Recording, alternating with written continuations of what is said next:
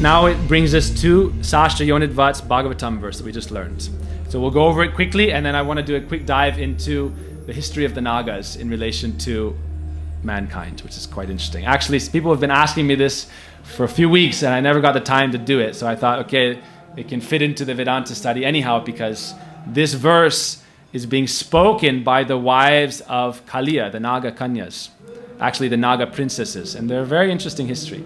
So first, let's just go over this verse. So Sastra Yonidvat, the third sutra of Vedanta, correlates to this verse of the Srimad Bhagavatam, 10:16-44, spoken by the wives of Kaliya. We can say it together.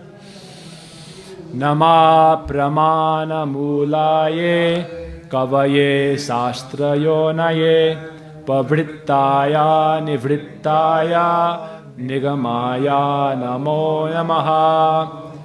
Jai Ho. So here, the wives of Kaliya are saying to Krishna directly, Krishna, oh Krishna, nigamaya namo namaha. We offer obeisances to you again and again, giving up all false ego.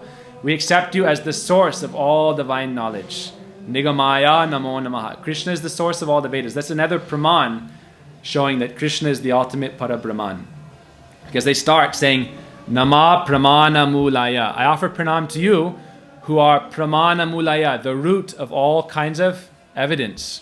So that's why it correlates to Sastra Yonidvat, because Sastra Yonidvat is saying the ultimate evidence is in Sastra. And that Sastra is ultimately revealed by Sri Krishna. That's why the Srimad Bhagavatam is described to be the very form of Sri Krishna. And the 10th canto is his very beautiful sweet lotus face. So the wives of Kali are very wise. They're actually great devotees, and therefore they're praying to Krishna. Nama pramana mulaya kavaye sastra yonaya. You are the author of the Sastra, and you are also the yonaya, the divine source or the womb of all transcendental knowledge. The third line, pravrittaya nivrittaya. You manifest both the pravritti marg section and the nivritti marg section. So that's why the Vaishnavas actually, they know how to perfectly, you could say, walk the line between the two. Because Rupa Goswami himself says, Markat Vairagya na karo loka dekaya. Mahaprabhu said, Markat Vairagya na loka. Don't do market monkey-like renunciation to show people how great you are. And he said instead, Yukta Vairagya. Follow Yukta Vairagya. It means Yata Yagya Bhog, Tate Nahi Rog. Take as much bhog as is required to stay free from illness and sickness so that you can perform your services. So Mahaprabhu himself would teach this, that Prabhupada would say, don't be artificially renounced. He says the real sannyasi is like Mother Yashoda, meaning everything she has is only for Krishna's service. But she doesn't say, I don't need to do anything. Oh, Krishna, it's all your property. Now I'm not going to cook for you. I'm not going to breastfeed you. I'm renounced. I'm a sannyasi. And Krishna taught the same thing in the Gita. Krishna didn't tell, oh, Arjuna, you want to run from the battlefield. Krishna said, no, do your dharma. Then you can become a true sannyasi. Then you can really follow Niskam Karma Yoga. And then from Niskam Karma Yoga, you can follow Bhakti Yoga. Krishna says in the Gita, Klesho dikataras tesham, avyakta sakta chetasam. Those who only follow the Nivritti Marg, renouncing everything, nasti, nasti, nasti, not this, nothing, nothing, nothing, nothing, nothing. They end up renouncing Krishna himself.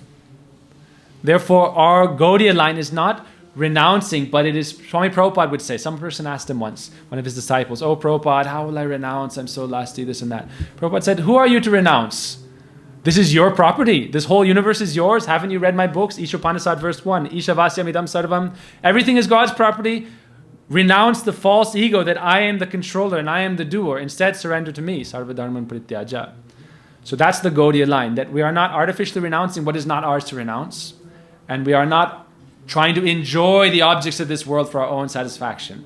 Ultimately, everything is like the gopis. The gopis are also examples of the topmost sannyasis, but everything they have, everything they possess is only to please Sri Krishna.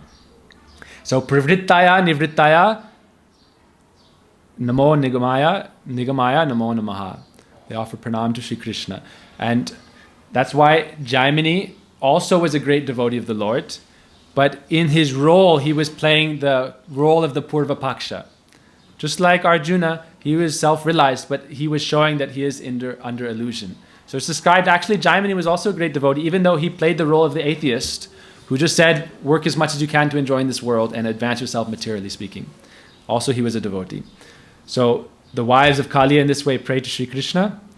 And actually, it's a very interesting section. We all know the story of Kaliya, But in this section, they give very beautiful prayers. We should read. This whole chapter 16 describes the pastimes of Kaliya and the prayers of his wives.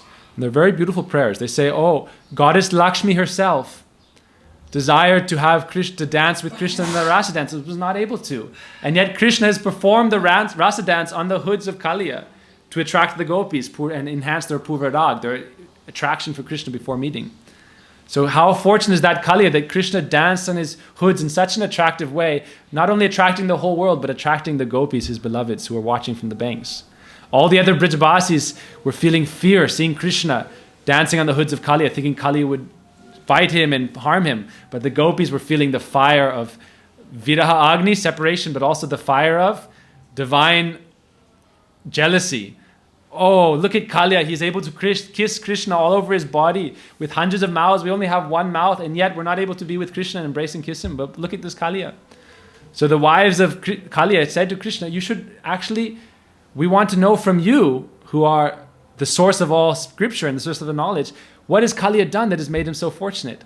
He didn't perform austerity. He didn't do sadhana. He was very demonic, actually. What did he do that got him so fortunate to get this dust on his feet that even Lakshmi herself could not attain? So this is the section. Krishna is smiling, thinking, yes, why is he so fortunate? The Vaishnavas Gurudev describes that actually his wives were great devotees, but it's difficult sometimes if a man has a very demonic temperament. How are the wives going to control him and change him?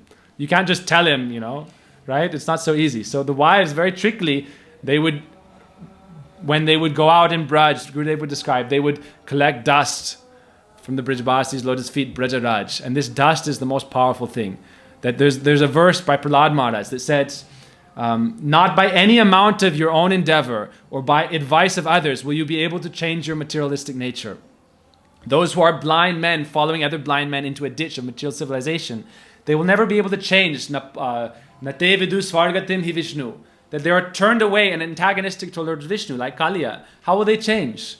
Vina padau mahor rajobhisekam. Without taking the dust of the great personality's feet on their head, they will never change their consciousness. So the wives of Kaliya had been bringing the foot dust of the Brijabasis and giving it to Kaliya, even if, when he's meeting with them, or anyhow giving it to him, bringing Krishna Prasad bringing somehow the remnants of Krishna. That's why Raghunath Das Goswami in his prayers, in Vilap Puspanjali as well, he says, in Braj, even the snakes, the scorpions, they're all favorable to Krishna Lila. So in this way, Kaliya developed Sukriti, even without his own endeavor. He developed Sukriti by the association of his wives, and then he was able to ultimately develop and have that chance of Krishna's own presence.